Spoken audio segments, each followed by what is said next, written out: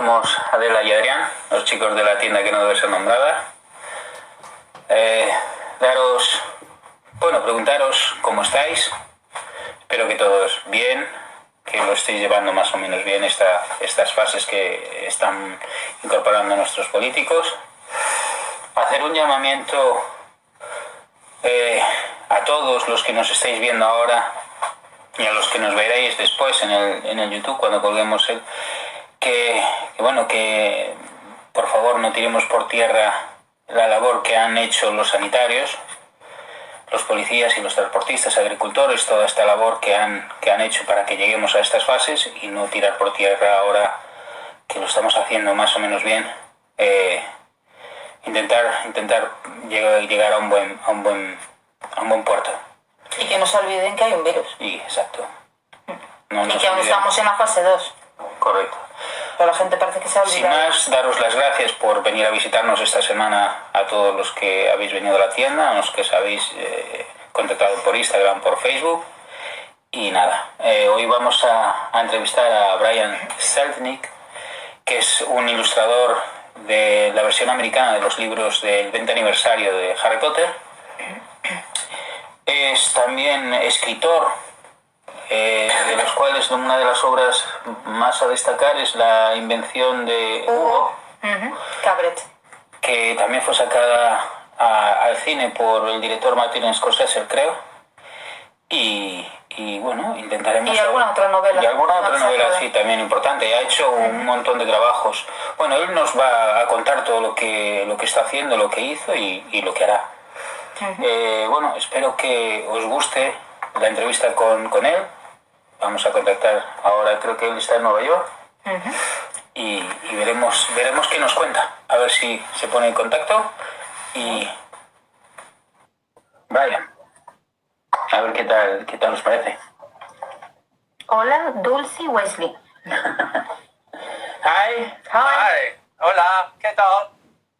Muy bien. Do you speak Spanish? No, Brian? no español. Hablo Harry Potter. Okay. I'm so happy to speak with you and see you today, and hello to everyone who's joining us. Thank Yes. you. And the interview isn't in Portuguese. Yeah, for a minute, I got confused about what country we were in. We don't know much Portuguese. No, well, it seems a little bit like time has changed for everybody.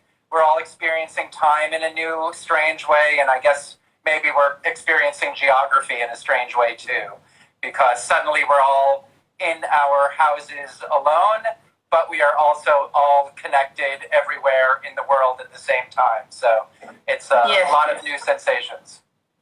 Yes. Well, welcome, Brian. Thank you for collaborating with us. It's a pleasure to have you with us today. Thank you. Really, really happy to be with you and to talk about Harry Potter and spend some time together. We would like to know before, how are you and how are you getting on with the lockdown in New York? Thank you. I'm doing okay. New York it's very strange here, like it is all over the world. My husband got stuck in California at the beginning of this. We live in New York and California, and so we've both been alone during this time. And so it's been challenging, but I have been finding ways to connect with people. I've noticed that these sorts of moments where we can be together are very helpful. I've been finding some time to do a little bit of writing.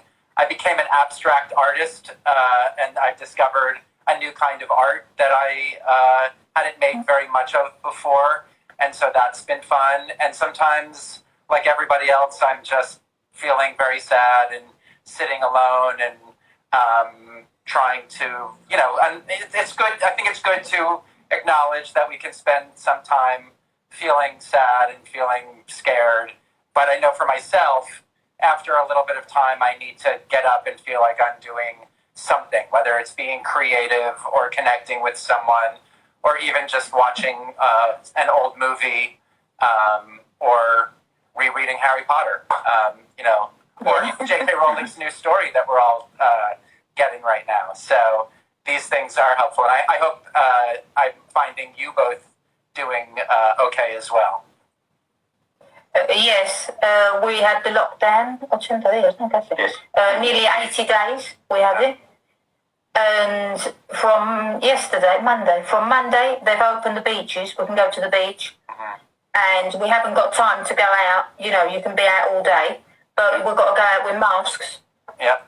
And in the shop, we've got to have masks, gloves, and be careful. Yeah, I With distance. I went to the park. There's a local park here in Brooklyn, and I went for the first time in 2.5 months today with a friend, and we had masks and 2 separate blankets, and we got to the park and took off our masks because we were far enough apart, and it was the first face-to-face conversation I've had with anybody in 2.5 months. So Wow. That was very nice. And now, like I said, it's very nice to be having this conversation with you.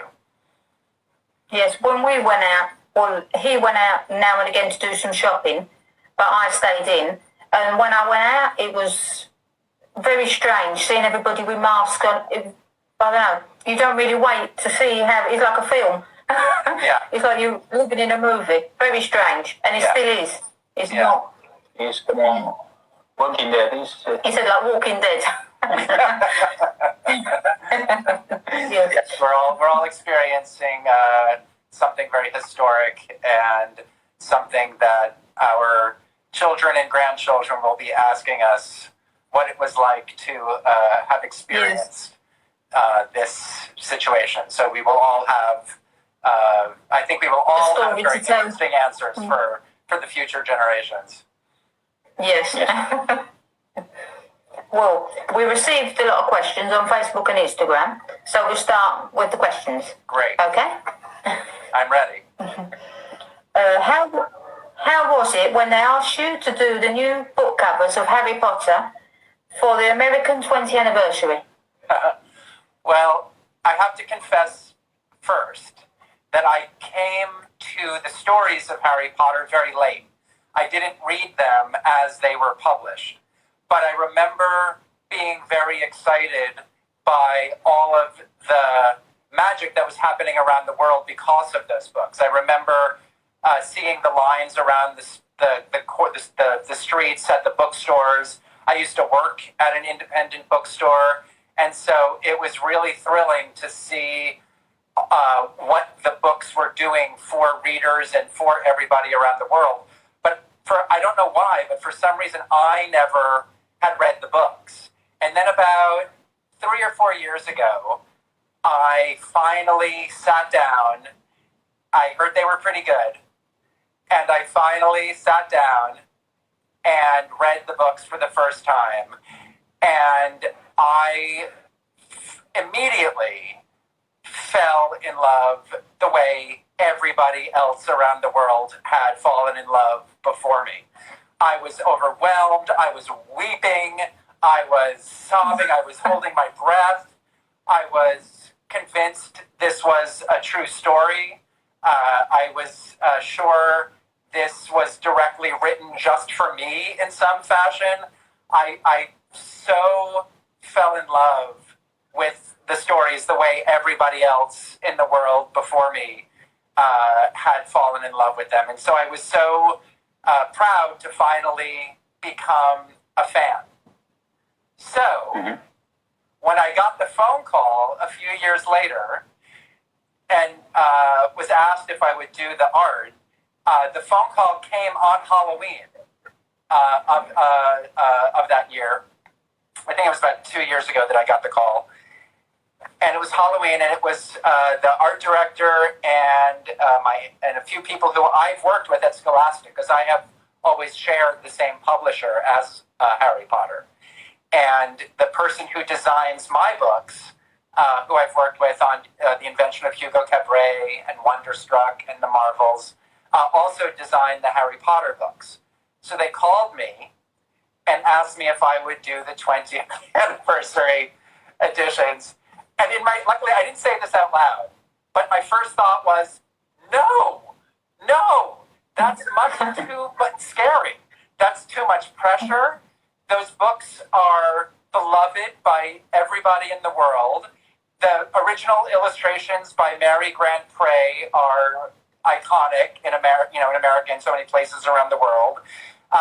There was a 15th anniversary edition by a great illustrator in America whose work I really loved. There were the movies, which showed us in even more detail what that world looked like.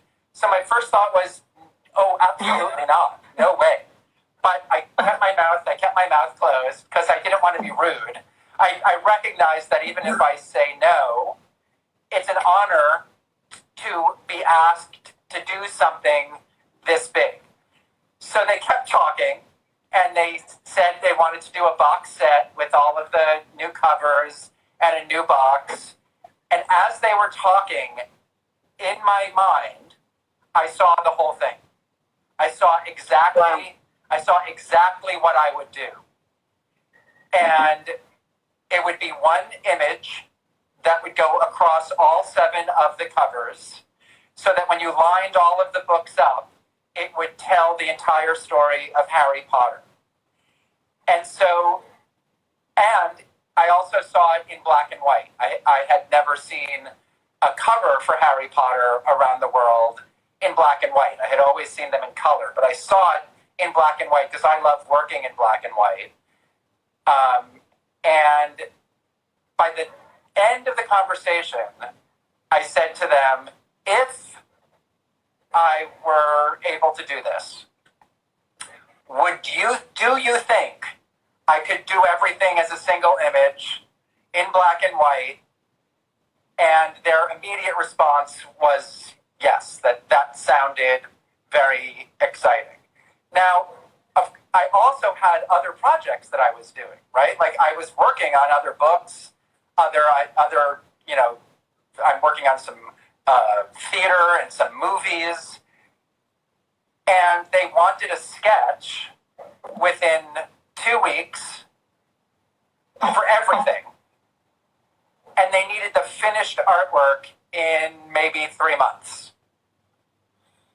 So I hung up the phone, and I really began to think about how much I love the books and how thrilling it is to be asked to do something this big. And how often does someone in their life get the chance to be a part of something that people love this deeply? And so I sat down and I did this sketch. Can you see it? I think you can see it. Yes. And so you can see it's a single drawing. And I knew that I broke it up into 7 parts, one for each of the covers. And I knew I wanted to have something that would tie all of them together. So I just started drawing these curvy lines. And then as I was drawing these curvy lines, I didn't know what they were. I was just drawing curvy lines to connect all the covers. And then I realized it looks a little bit like a snake. And I was like, oh, that could be Nagini. And, yes. I can talk about, or I can show the battle throughout the entire series between good and evil. And I could start with Harry as a little baby, and then I could end at the end with Harry more grown up. This is Dumbledore there. And you can look at the kind of hat I put him in. That had to change. I accidentally put him in a Gandalf hat. And so I started doing this sketch, and then I thought I should do one that has a little bit more detail in it. And then I think where is it? Let's see. I think I've got it. Well, this is a Xerox, but you can get the idea. This has a little bit more of the detail worked out with all of the characters in there.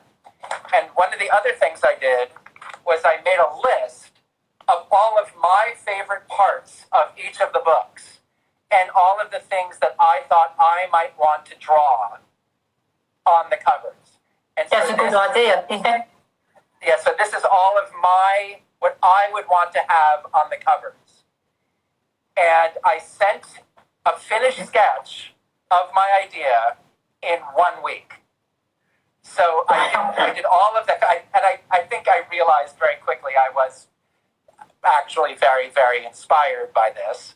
And so, if anyone watching is a student and you get an assignment in school that you really are particularly excited about, you might find yourself working harder on it. Or for those of us who are working on anything that we really love, we know that we feel that kind of excitement. So I did all of these drawings, to work it out, sent it in, and Scholastic was very excited about the idea. They were very happy. But of course, we had to get approval from J.K. Rowling and her entire team, or there is a team of people who work with her who make sure that everything is what J.K. Rowling wants and they feel that she will approve of. And then, of course, ultimately, she makes all of the final approvals. But there's a team of people who help. So we had to wait a little bit to hear back. But once we did, I was so happy to hear that they were pleased with what I was doing. And then I spent the next, about 2 months doing the artwork. And there's so many more things I could say, but that's just the first question. So should we go to the second question, and then I'll weave in. I won't leave anything out, so I'll make sure to weave in everything. I think you've answered about 5. La segunda ya la contestó. Because the second question was, why did you do illustrations in black and white? well, I will also add that I had thought briefly in that moment about doing them in color, and I do work in color. I've done some picture books in color. A lot of times the covers for my books are in color, but I'm not quite as comfortable in color as I am in black and white.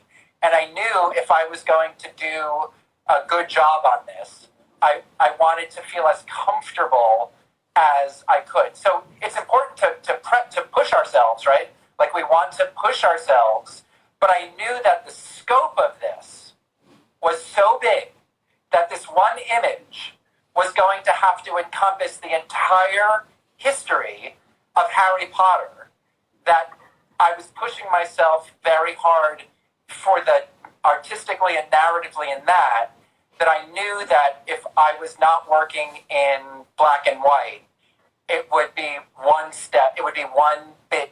part too hard.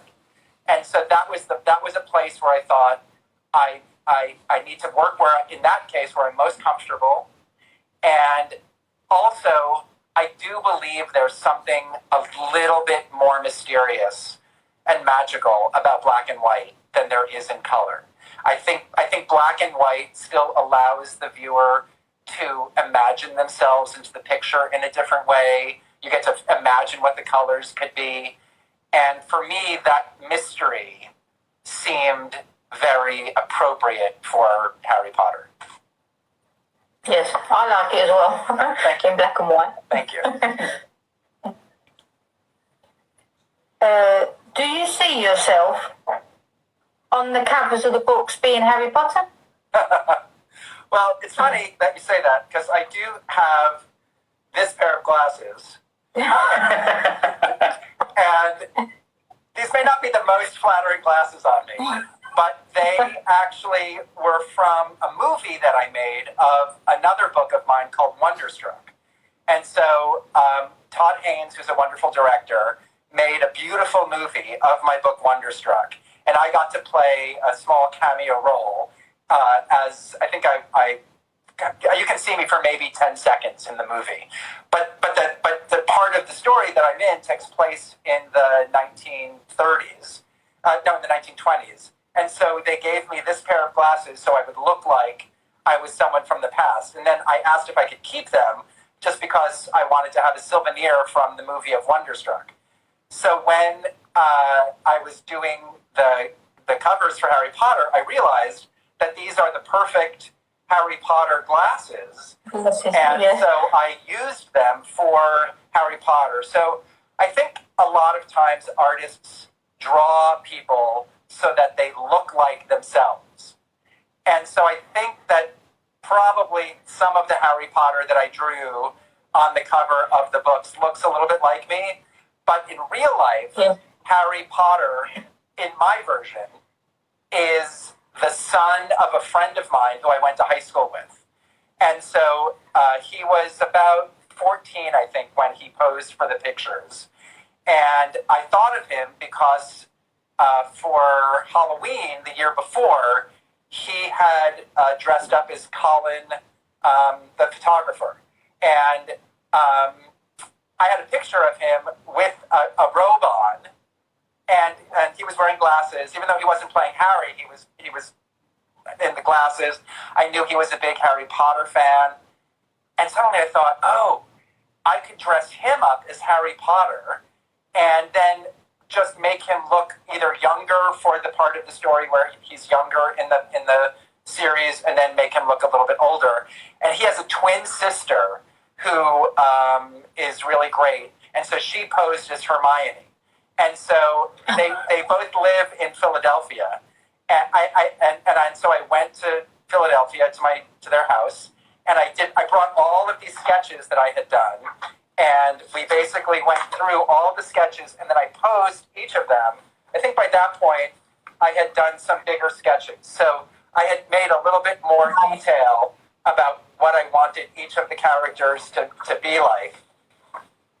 And so what I did was I showed a lot of these types of sketches to the twins, and then they got into that. He put on the glasses, these glasses, and then I took lots of pictures. It was very funny trying to take the pictures of Harry playing Quidditch.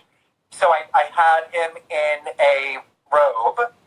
We got a broom from the house, and then I put him up on the kitchen counter with it, so it looks like he's riding on the broomstick. And then I got below so I could take the picture, so you couldn't quite see the edge of the counter. You could just see his two legs like this with the broomstick. And I think it ended up working pretty well. So I think Harry Potter probably looks a little bit like me and a lot like him. Him. Right. A good story. Well, the next one was, how long did you take doing the covers, the sketches? Which you said... Yeah, so the original, the first sketch I did in 1 week, and then I think I had 2 months, maybe 3 months to do the finished art. And that also included the art for the box, because I was also asked to do the box set, which was very exciting. And so, let's see, I've got here... Let's see if you can see. So I've got some of my first sketches where I'm beginning to... I wanted to make a crest. I wanted to draw new crests for each of the houses as well. Mm-hmm. And so I thought I would put the crests on both sides of the box. And then I thought it would be fun. Oh, these are some of my early sketches. Let's see. There's my sketch for the Gryffindor crest. There's, of course, the Ravenclaw. And a lot of gosh, there's so many sketches. Like, there's so many, like, I wanted to do the frames without the animals. Like that. That's Hufflepuff. Oh, that's Hufflepuff. And then here is some of them with the animals in place. And then, let's see, what else? Gosh, there's so many. Oh, and then I also wanted to... I was trying to figure out what the pattern would be on the side of the box, so I did all of these sketches where I was trying to figure out what the pattern would be on the sides of the box as well. And so it's almost like it feels sort of like there's hundreds of these, there probably are hundreds of sketches like this. And then I thought it would be fun if on the back cover. So one of the things I do is I make little models. And so this is a little model that I made of the box. And so the back will be, a big close-up of Harry. And then, here what I ended up doing was putting a different crest on the top, the sides, the bottom, this ended up changing in the final. And then I thought it would be really fun if when you take the books out, there was something surprising you on the inside. And so that's what happens when you look on the inside. And so all of this had to be finished by the time, I guess whatever I said it was, 2 or 3 months. And each time I worked on another step, I had to submit it to Scholastic and then to the team in charge of everything with Harry Potter, and then ultimately J.K. Rowling. And they did give me notes. Like I did, like they were the ones that pointed out I drew the wrong kind of wizard hat on Dumbledore.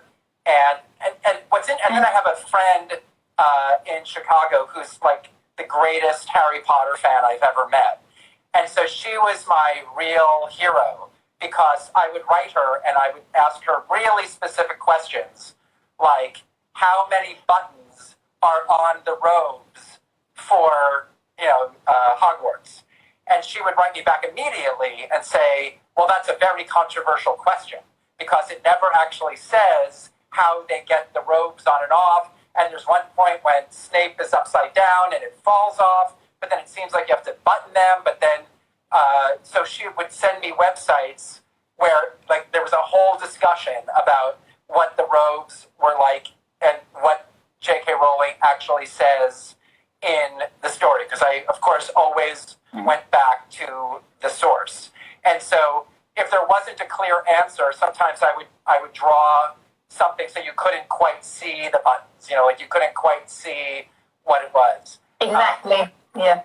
And so I always had to, wait to get back the notes. But when it was time to do the finished work of art, that was going to be the 7 covers, I estimated how long it would take me, and I put on the audiobook of Harry Potter, and when I began the drawing, I started book 1. So this would be the second time I was, listening to Harry Potter. And I finished the drawing 2 weeks later, having worked, I think 6 or 7 days a week for about 10 hours a day. And I finished the drawing during the Battle of Hogwarts. And so I was actually drawing the battle while I was listening to that part of the story. So I managed, it took me as long to draw the picture as it took to hear the entire series. So that inspired you doing it? Yeah, that inspiration got me through. And then I also, I had to do a lot of other preparation. So I knew that I wanted to have the snake, as we talked about, Nagini. And so in order to make sure that the snake was clearly drawn and that all the scales were going the right way, let's see if I can show this. So I did one drawing where it's the entire snake on all of the books. But you see where it's lighter? That's where the snake in the real picture is cut off. But I actually drew one so that you could see the whole snake, so I could make sure that the scales the entire time were going the right way. So this, The right way. so you can see. Yes, it's huge. How big that is. So that's because I did the finished piece of art actual size. So the finished piece of art is as big as all 7 books lined up with each other. Wow.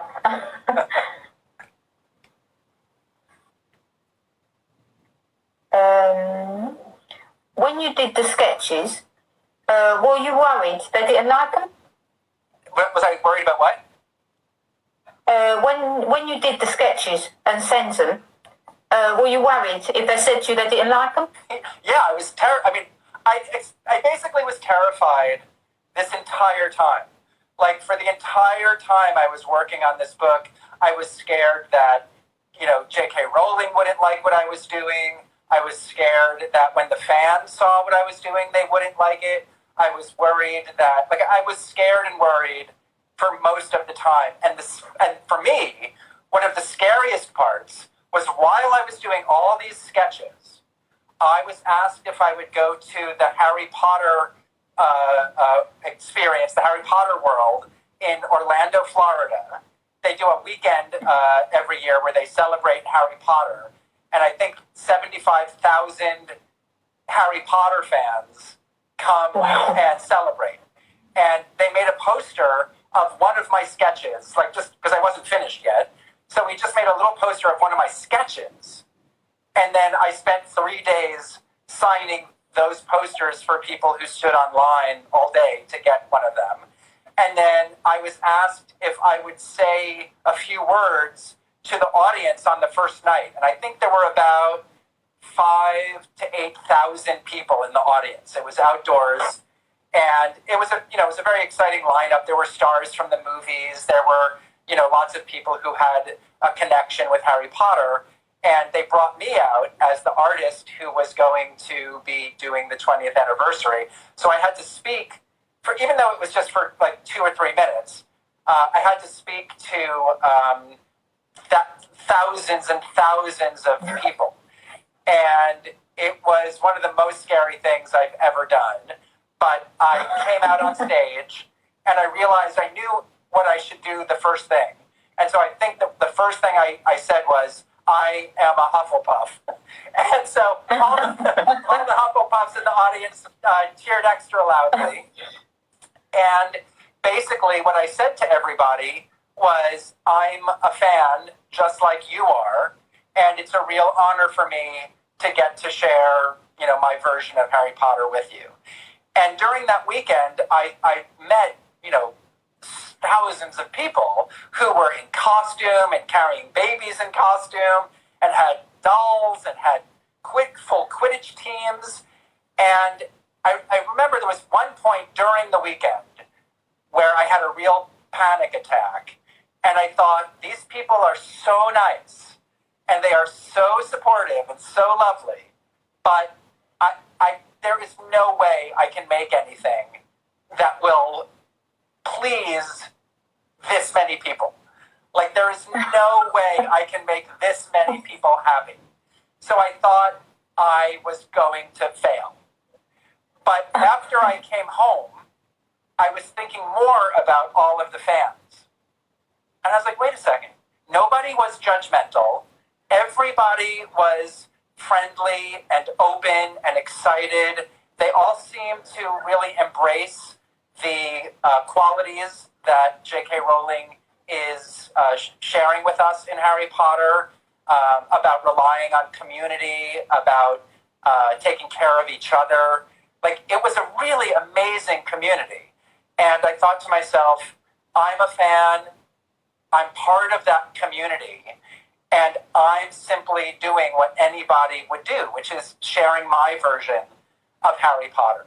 And this is my version. Like, it's not based on the movies, it's not based on the other books, it's based on what J.K. Rowling wrote, which is what everyone else did too. When they made the movies, they looked at the books. When other people do the covers, they look at the books. We all go back to the base, right? We all go back to that beautiful world that J.K. Rowling created. So this is mine, and I realized I was just honored and thrilled to be able to share it with everybody. And then I felt better. Then I was like, okay, I'm sharing something personal, and that's something we can all relate to, and so then I felt better.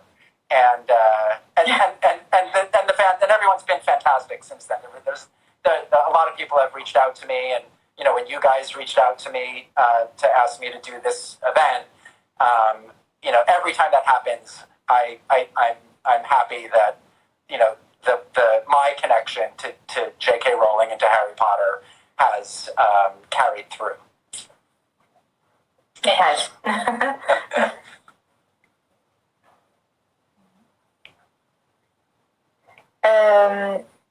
Well, you mentioned before the 7 covers make one whole picture. Why did you have that idea? Well, when I first thought about so remember I mentioned that everything happened really quickly, like it all happened in a moment. But even in that moment, you can, like when you have to describe it, you can break down different parts. And when I first thought, no, I can't do this, I was imagining coming up with 7 different covers that were each independent of the other one.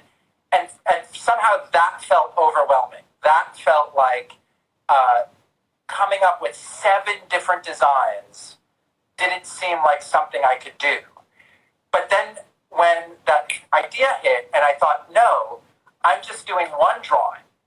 It's kind of like a mind game because I thought I can do one drawing.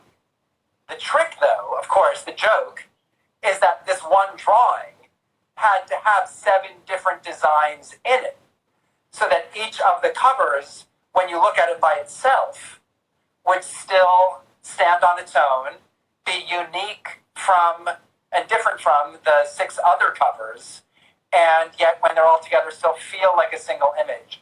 But in a way, I think because my brain believed that I was just doing one drawing, I was just doing one image, it felt, in a weird way, it felt easier. It felt more doable.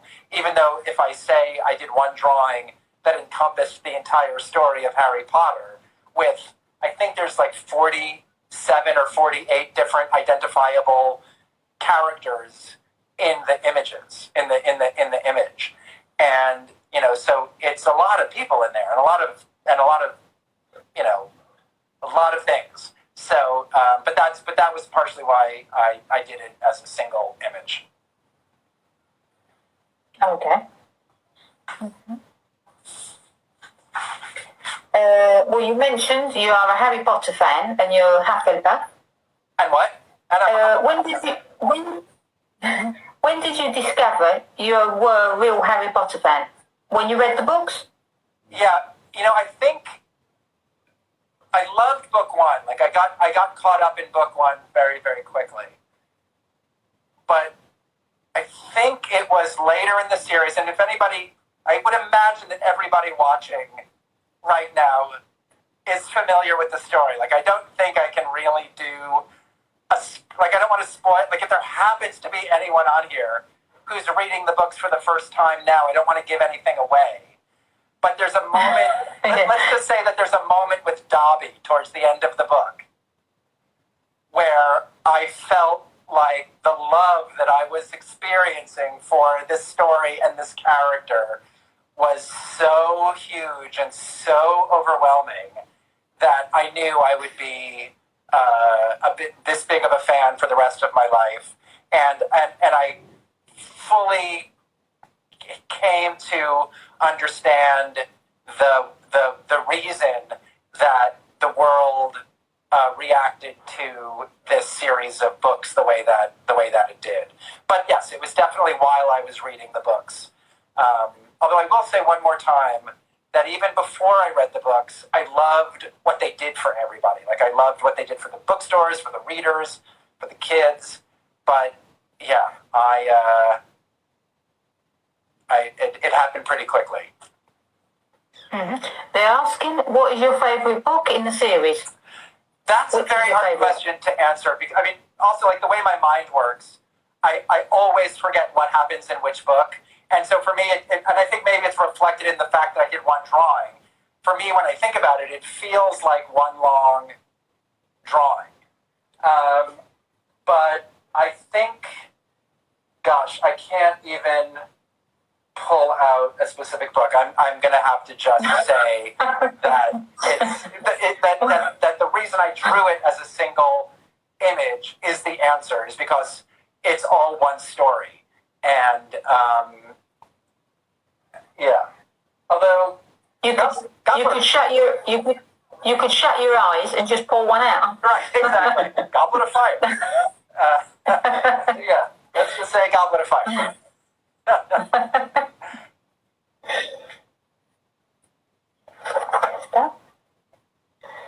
Who is your favorite character of Harry Potter?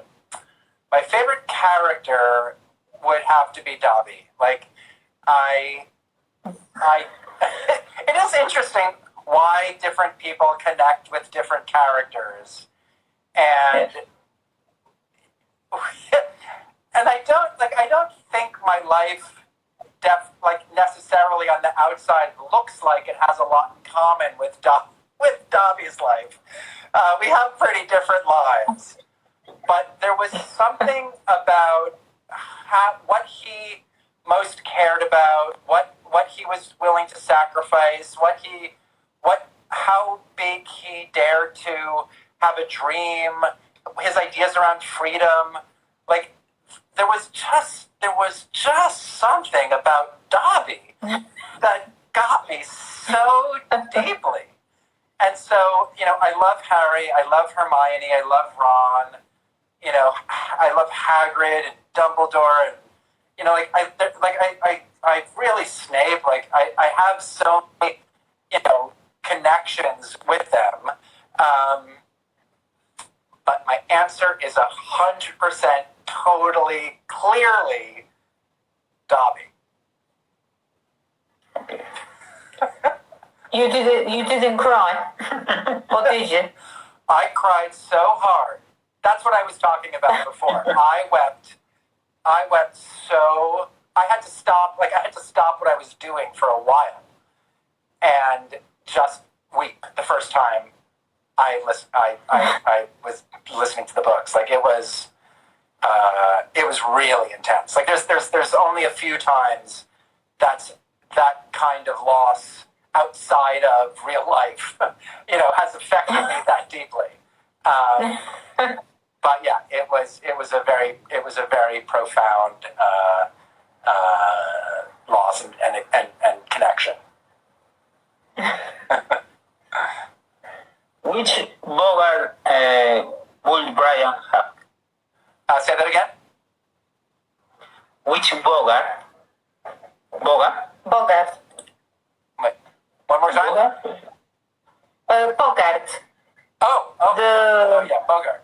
The wardrobe. Yeah. Oh, what's Which would Bogart? Brian's be? Yes. I'm not going to tell you. Are you crazy?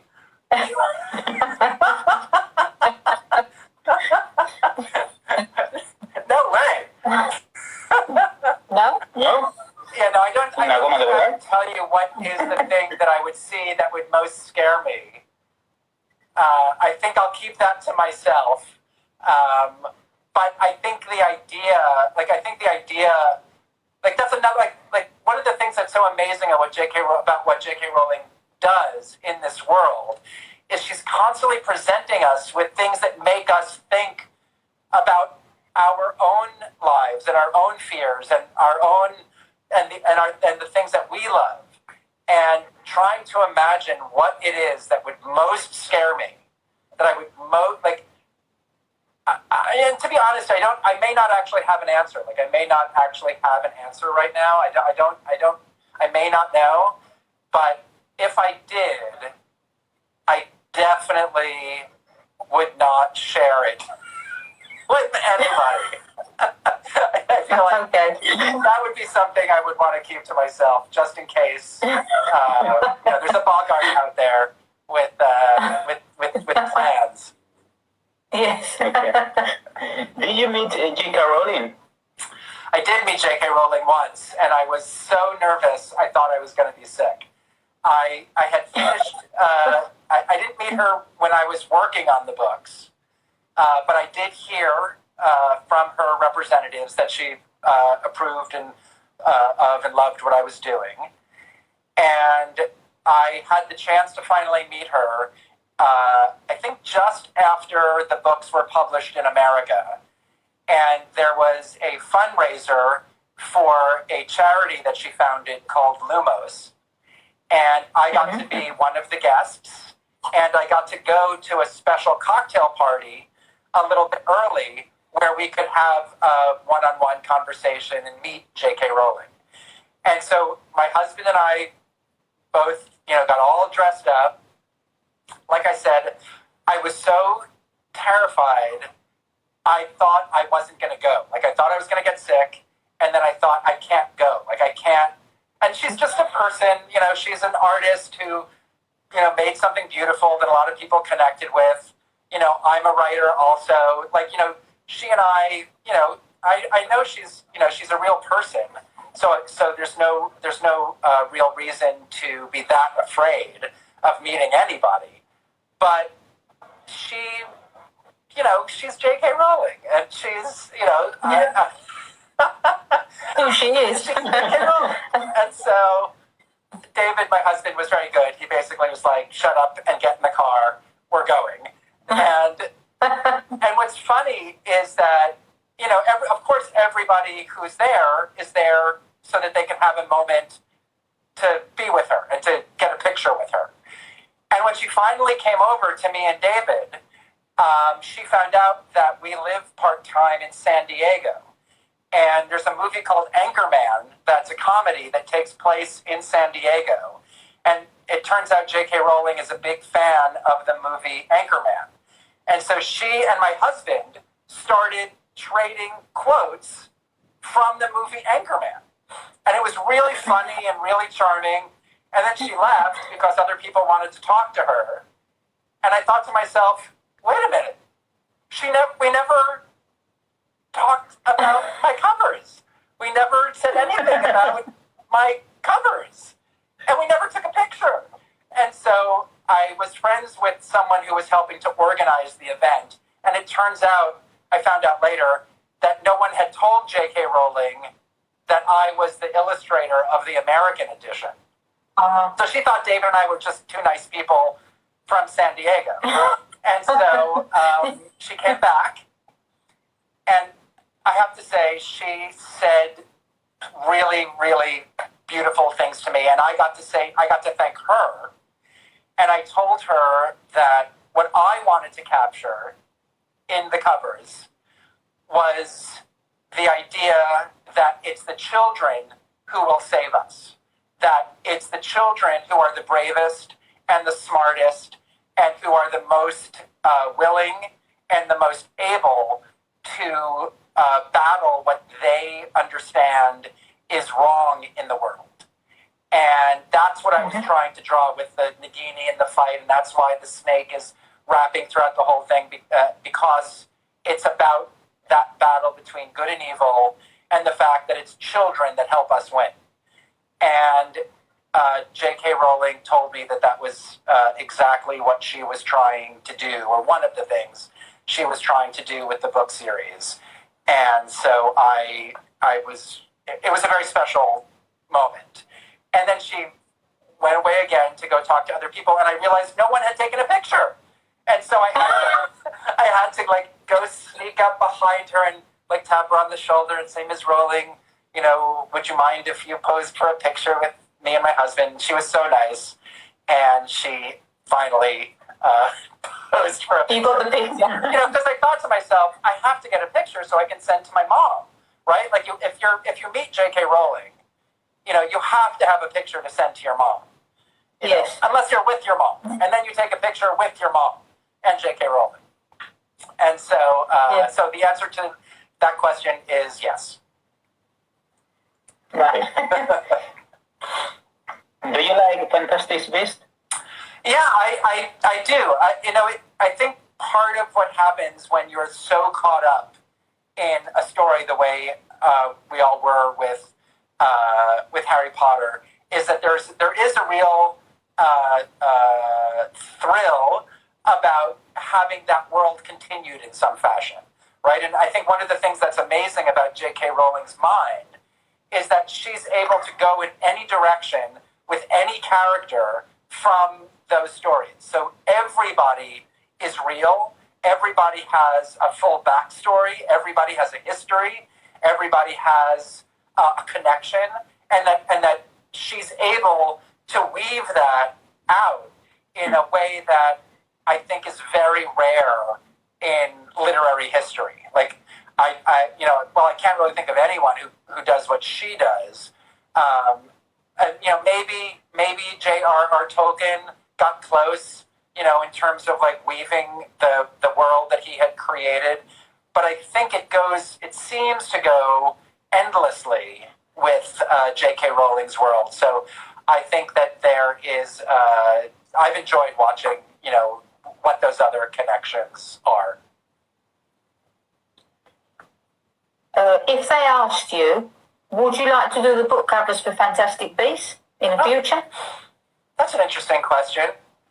I don't know the answer. Like so right now, because I had such an extraordinary experience with the 20th anniversary covers, and because this has been such a special thing for me, I mean, this is all, imagining what the answer would be, and honestly, I don't know what my answer would be, but right now what I'm saying is, I love just having this as my special experience and my special connection with Harry Potter, and I don't know if I would want to then expand on that. But then I look at what Jim Kay is doing with his illustrated versions of the books, where he's working his way through all 7 books, illustrating each of them fully. And I don't remember what book he's up to now, but I get so excited every time I see a new version of Harry Potter from him and see the way he's reconceived the world. And I got to meet him when I was doing the Harry Potter 20th anniversary celebrations. And he's such a nice guy, and his mind is so endlessly fertile, and he's really able to match everything that J.K. Rowling comes up with something that feels like a great visual equivalent. But for me, I feel like I encapsulated everything in that one image. I think. Yeah. Can you tell us about the novel of The Invention of Hugo Card? Yeah, so I made Hugo at a time when I had been illustrating a lot of books by other writers, and I was feeling a little frustrated, and I didn't really know what to do next.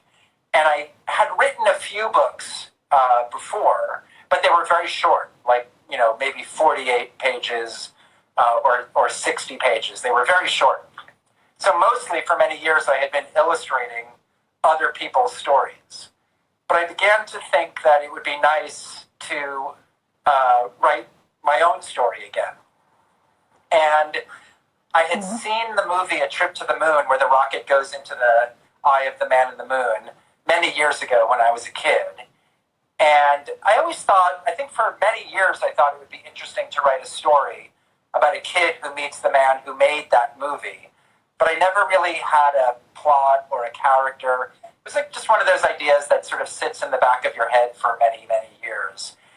And I happened to meet one of my favorite writers and illustrators named Maurice Sendak, who some of your readers might know from the book Where the Wild Things Are, which I think has been translated into languages all over the world. But I was talking to him, and he really encouraged me to make the book that I most wanted to make. Like don't be afraid. Don't wait for someone to tell you what to do. Make the book that you want to make. And around this time, I read a book review of a new book about the history of automatons and robots and wind-up figures. And it was in that book, it was called Edison's Eve by Gabby Woods, and there was a chapter about the filmmaker George Méliès, who made the rocket going into the eye of the man in the moon.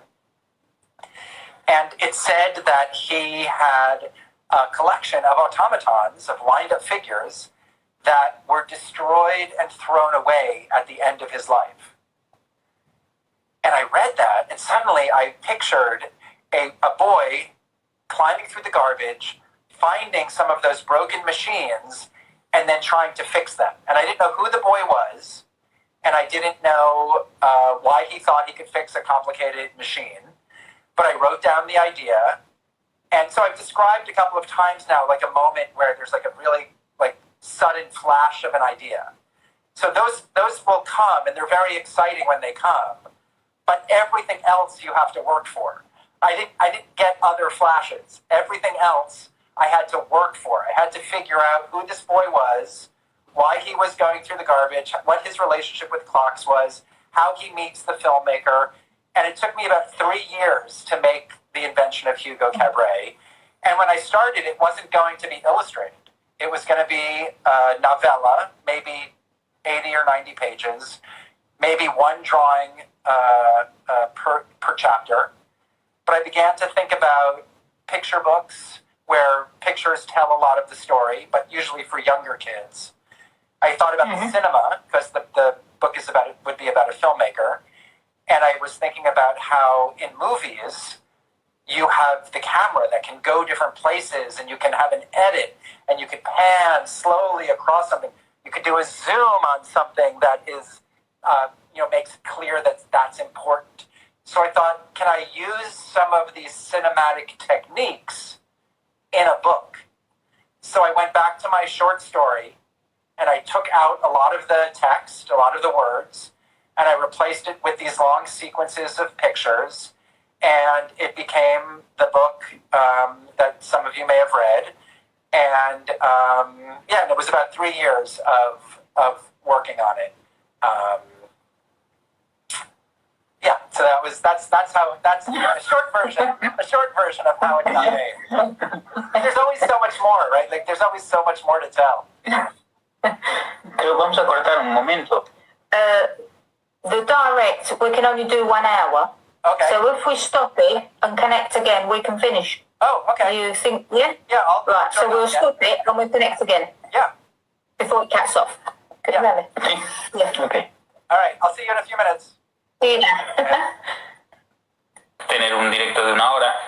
Y la verdad que, cortar. Sí, se va a cortar. La verdad que Brian es súper encantador y muy dicharachero.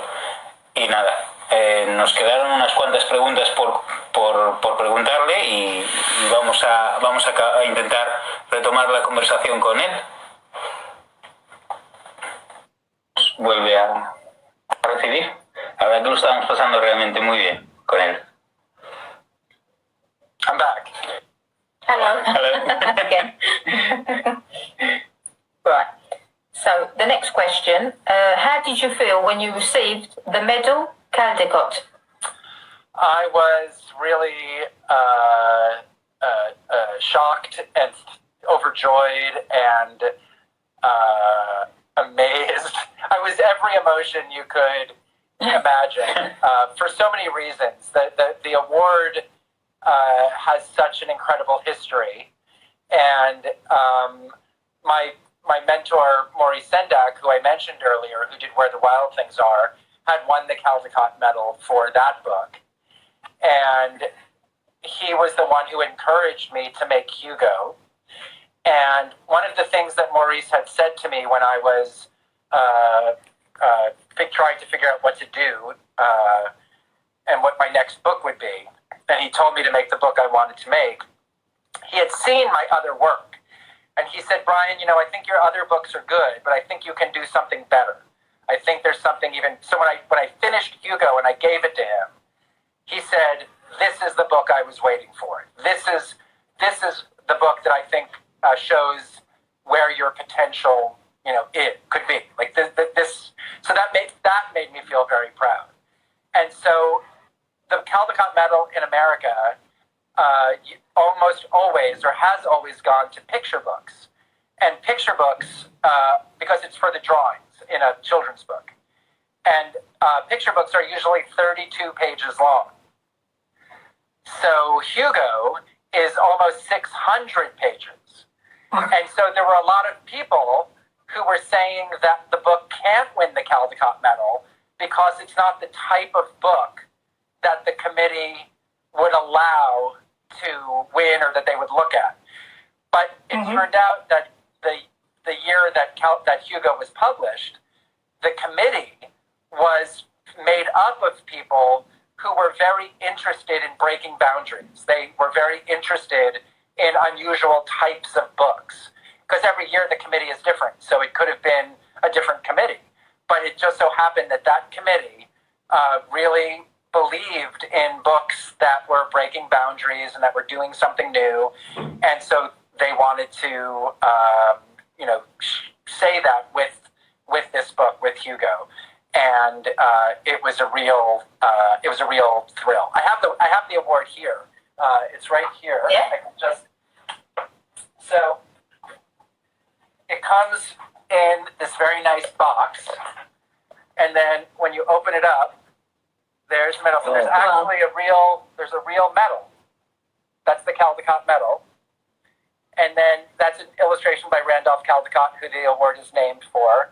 And then on the back is the name of the book, my name, and the year that it won in 2000. I haven't looked at the back of that in a long time. Fantastic. Brian, which is your patronus? Oh, that's interesting. I kind of knew I was a Hufflepuff before I took the house test on the Harry Potter website, and it just confirmed for me that I was a Hufflepuff. Like I knew I was a Hufflepuff, but I really didn't know what my Patronus would be. And I think when I took the test on the Harry Potter website, it was a sparrow, and I think that there's something about that connection with being a small bird that can, fly and way, but also like blend into things. And I don't know, there was something about it that was interesting. And I've always been curious if I would have the same Patronus if I took the quiz again, or if I would have a different one, or if I need to just spend more time, like with my eyes closed, and try to figure out what my Patronus is. Do you guys know what your Patronuses are? ¿Sabes cuál es tu patrón? Sí, my dog. Oh, that's good. She's sleeping. This is my patronus. That's great. It's nice that your Patronus lives right there. Wait. Oui, come here.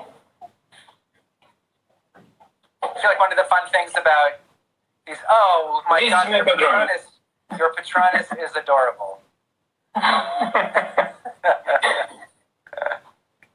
She was asleep. One of the fun things about Zoom and about Instagram Live is we get to meet everybody's pets and everybody's Patronuses. Yes. Hey, cookie. I think she wants to carry on sleeping. Let's let her go back to sleep. Yeah. This one. Another known novel is Wonderstruck. Can you tell us about that one? Yeah, Wonderstruck, I started writing before I finished Hugo. I had the idea while I was finishing the book, and I began it. It's about two children, both of whom are deaf. One is born deaf, and one becomes deaf after he's struck by lightning when he's 10 years old. And both of the children are making a journey towards New York City. And the stories take place 50 years apart. So the girl who's born deaf her story takes place in 1927, and it's in black and white, and her entire story is told with pictures. So there's no language with her story.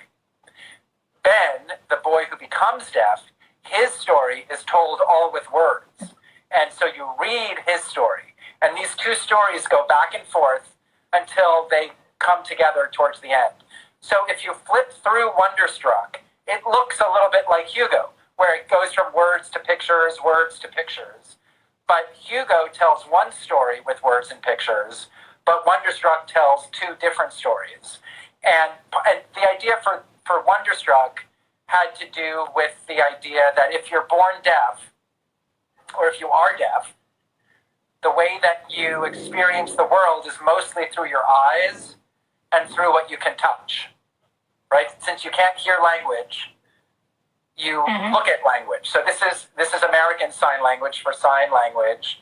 So I know a little bit of sign language, and that's American Sign Language, and there's different sign languages, all around the world.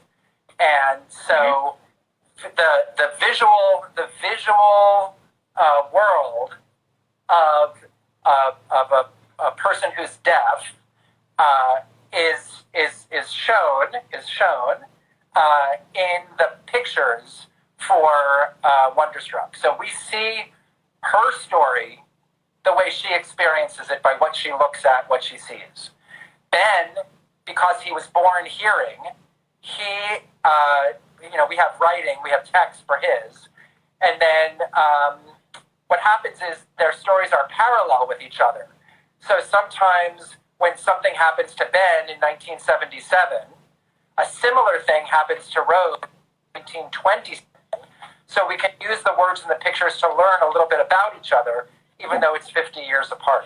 And then, like I said, the stories come together and you find out what their connections are.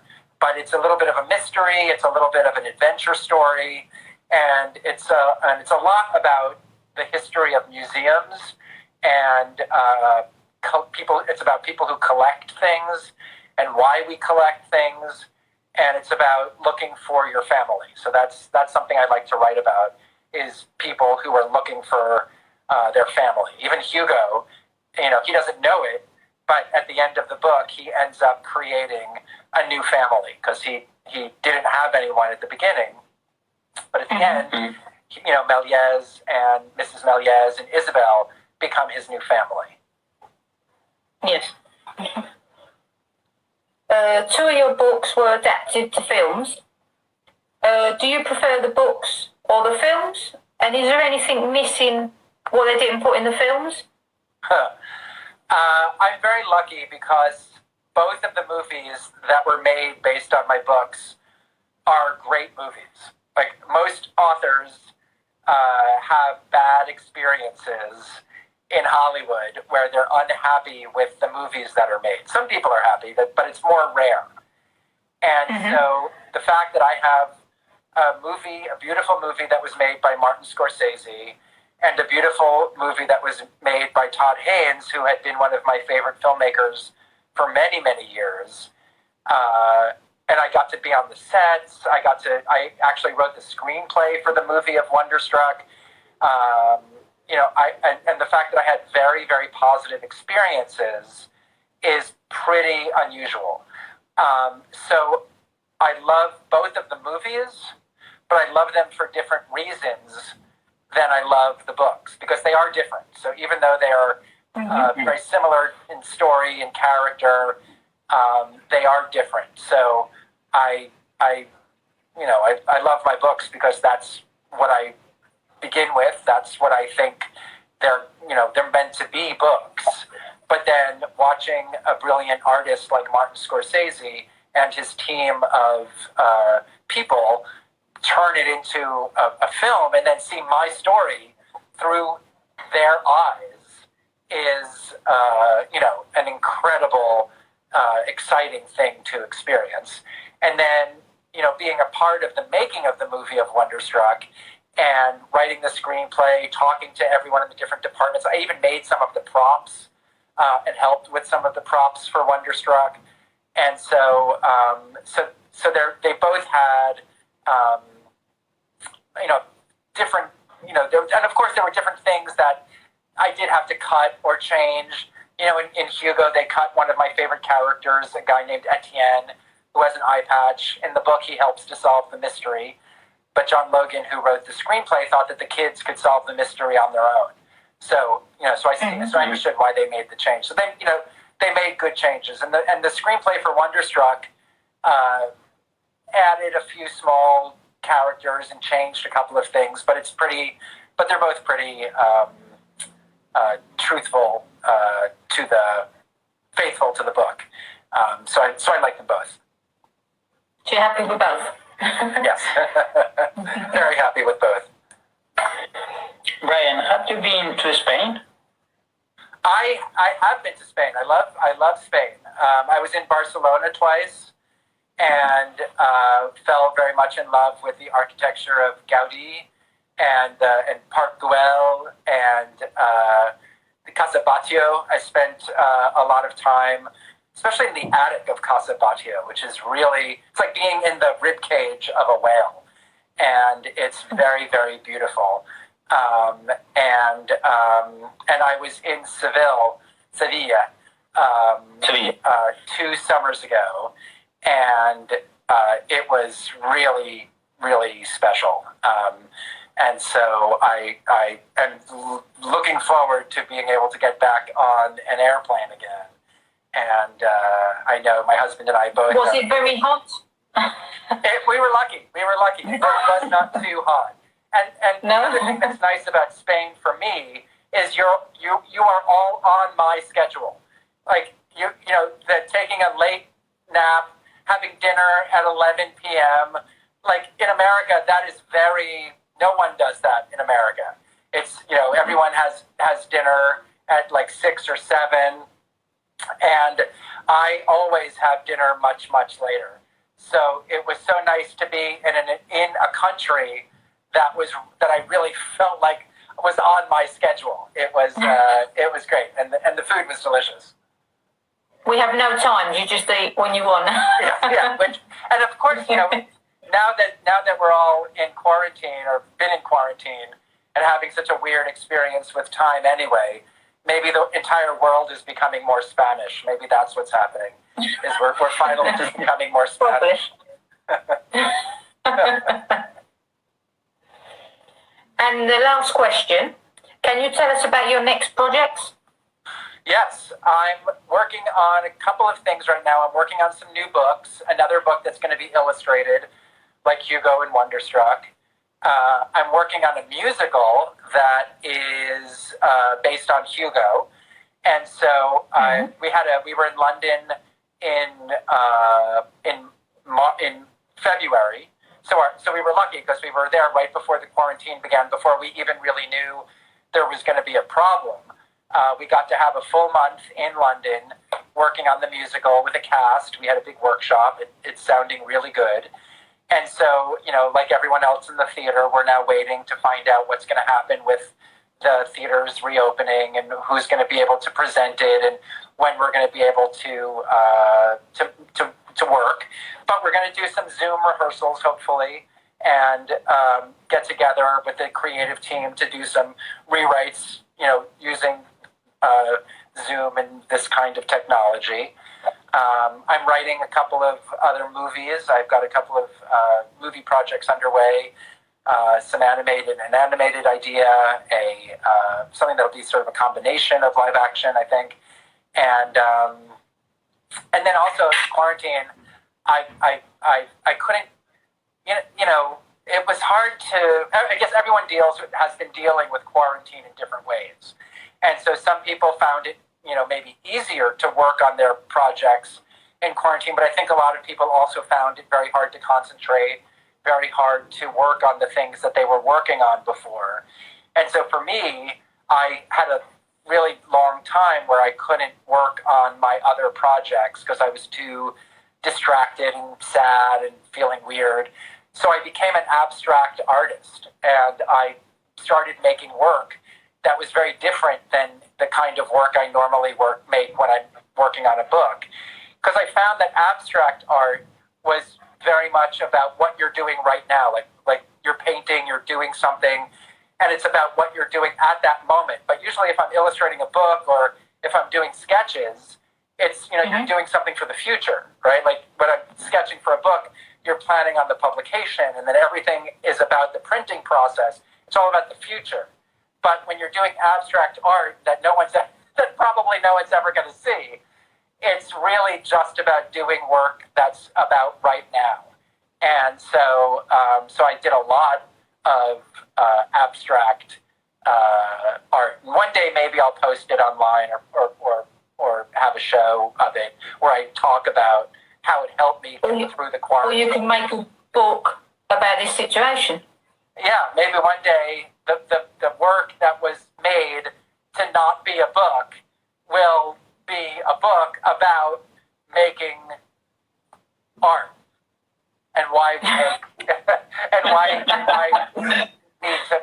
why we need to make things. You know, even even if you never thought, I know a lot of people who never drew before, who found themselves sitting down and doing drawing for the first time, and really just trying to see what it's like to make a mark on paper. And I would encourage anybody who's watching this who thinks they might not be an artist to just get a piece of paper and don't judge what you do and just start making marks on the paper. Because I think the thing for artists and people who aren't artists is we judge ourselves too much, right? Like we try to think about it. Even I was telling you about, like, when I was doing all my drawings, I kept judging myself. Will this be good? Will it not be good? Will people like it? Will they not like it? And it was only when I realized that I was doing this to share something that I love with people that I felt better.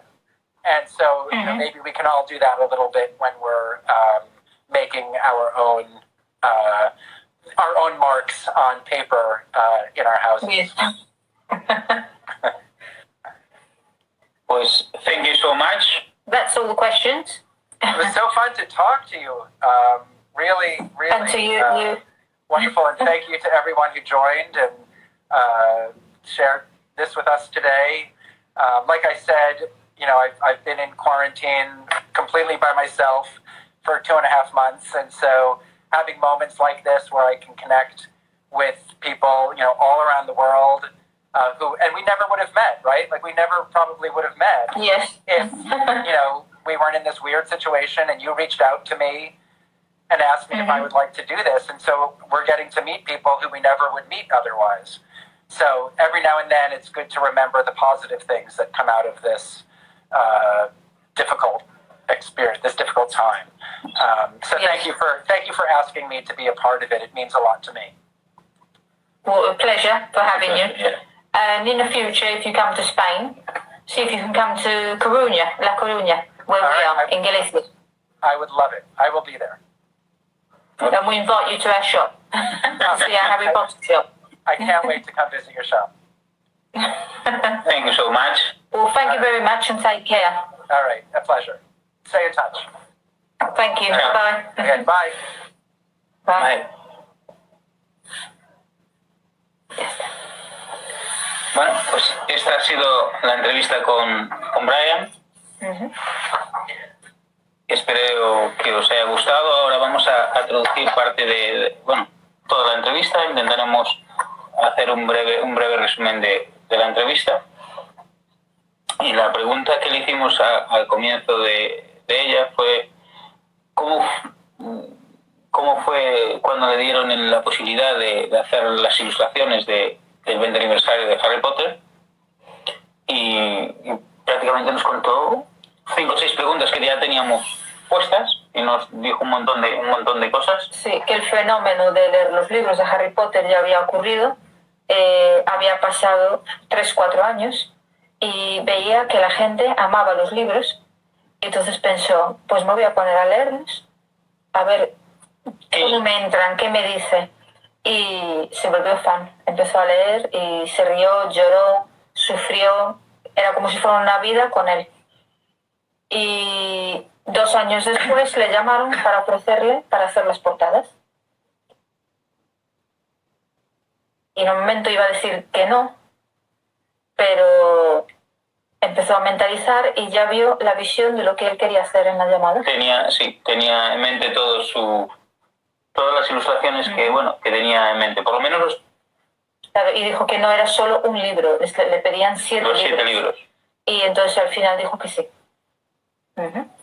También le preguntamos por qué hizo las ilustraciones en blanco y negro. Y nos dijo que en la misma llamada, cuando le ofrecieron el trabajo, pensó en hacerlos en blanco y negro porque a él le gusta dibujar así. Le gusta dibujar, se siente mucho más cómodo. Sí, pensó que iba a ser más cómodo para hacer ese trabajo que meterse en color y a lo mejor después que no le gustara. También le preguntamos si él se veía reflejado en las portadas como si fuera Harry Potter, porque tiene un aire. Nos enseñó sus gafas. Sí, nos enseñó sus gafas. Dijo que muchas de las ilustraciones que hizo las hizo con esas gafas. Y el hijo de un amigo de él, que se parece muchísimo a Harry Potter, creo que nos dijo que eran de Florida, fue a su casa y lo disfrazó de Harry Potter, le puso túnica de Quidditch con la escoba, sacó un montón de fotos y él se inspiró en ese niño y la hermana que era gemela era Hermione. Era Hermione. Bueno, le preguntamos también cuánto tiempo tardó en hacer Las portadas, los dibujos y demás. Y para acabar toda la caja, porque era una caja de 7 libros, haciendo la caja también, de 2 a 3 meses tardó. Incluso, bueno, como visteis, nos enseñó los bocetos. Los bocetos, las ilustraciones que empezó a maquinar en su mente. Que son impresionantes. Sí, la verdad que es y la maqueta pequeña, chulísima. Precioso. La verdad que la caja que nos enseñó, que fue girando y apareciendo Harry en un lado y Voldemort. Al quitar los libros pues, está Voldemort dentro. Sí, está muy chulo. Está muy chulo. Eso es un pack que un fan debería tener. Que debería de tener, sí.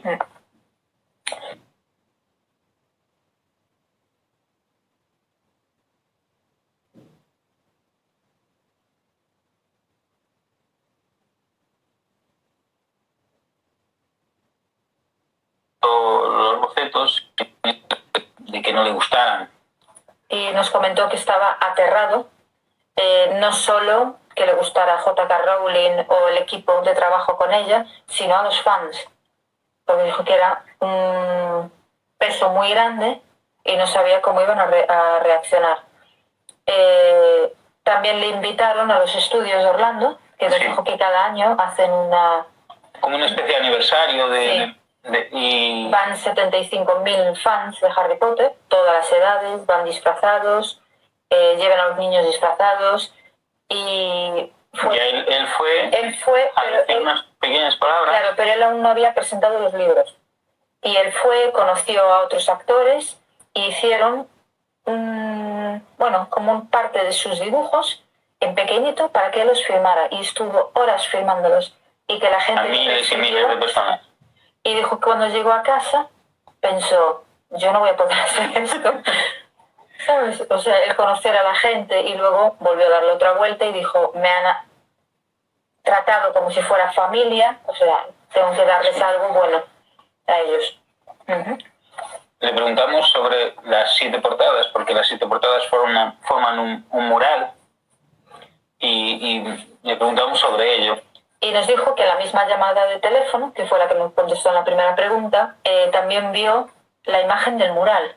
Porque claro, le dijeron 7 libros y él vio una imagen y dijo, genial, ya es, lo corto en 7. Lo corto en 7 y me va a ser más fácil.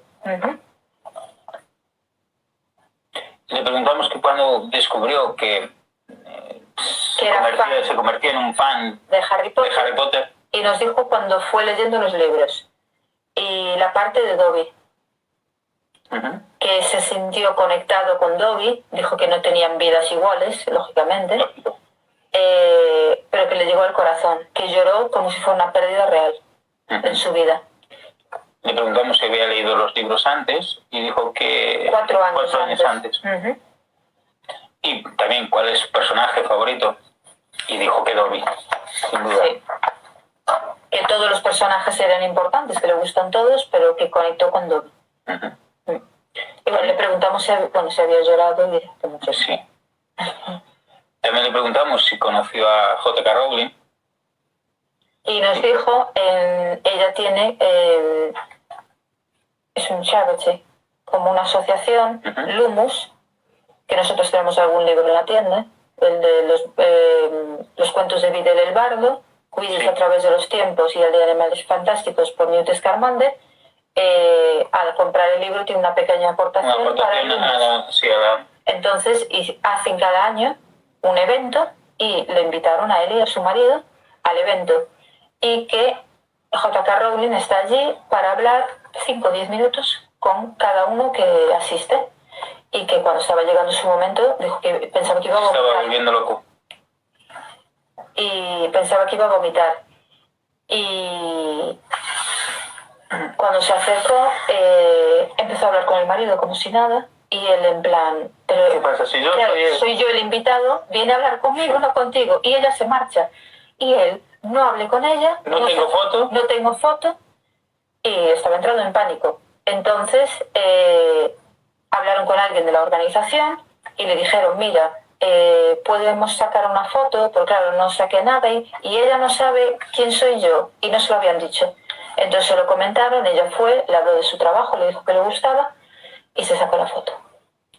Le preguntamos si le gustaba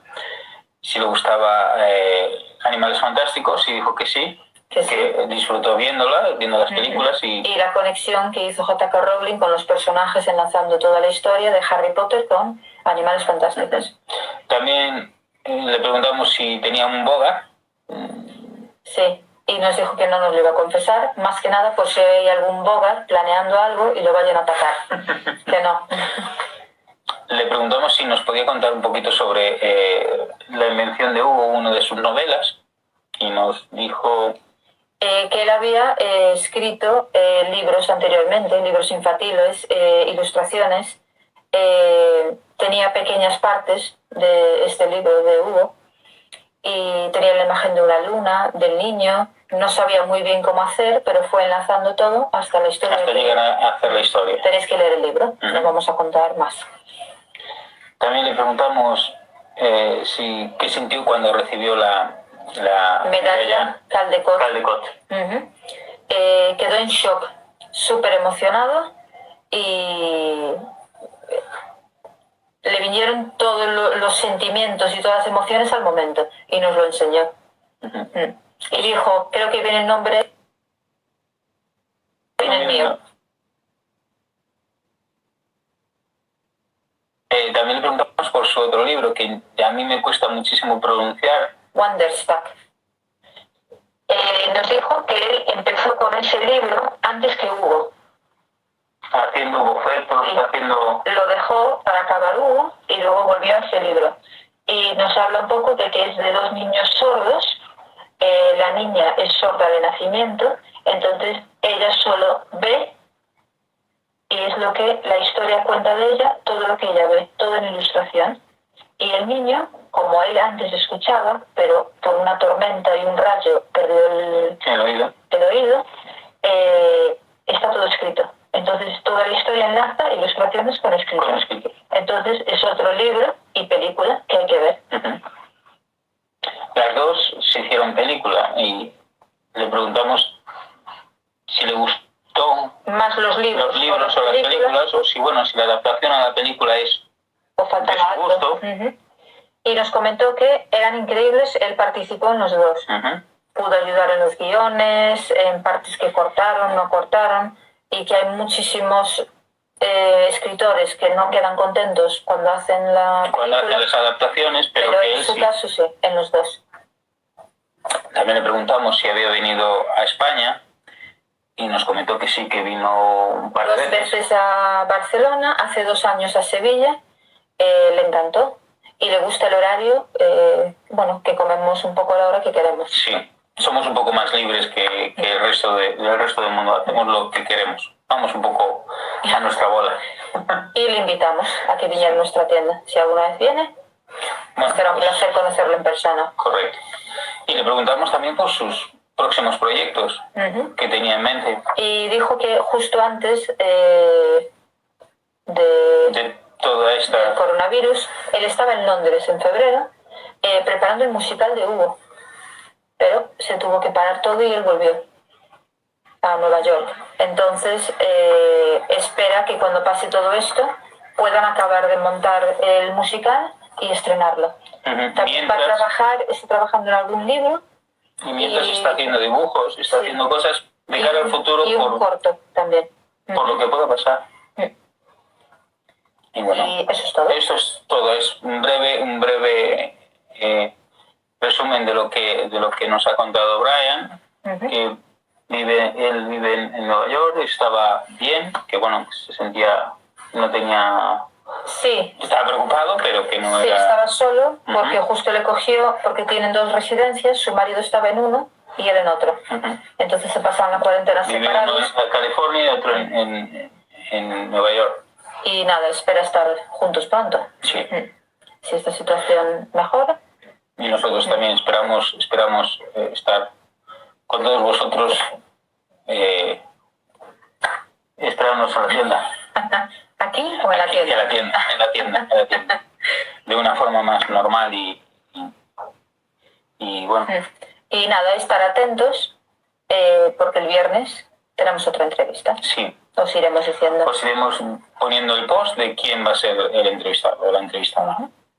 Con esto deciros que bueno, gracias por vuestro tiempo, que disfrutéis de estos directos como lo hacemos nosotros y os cuidéis mucho.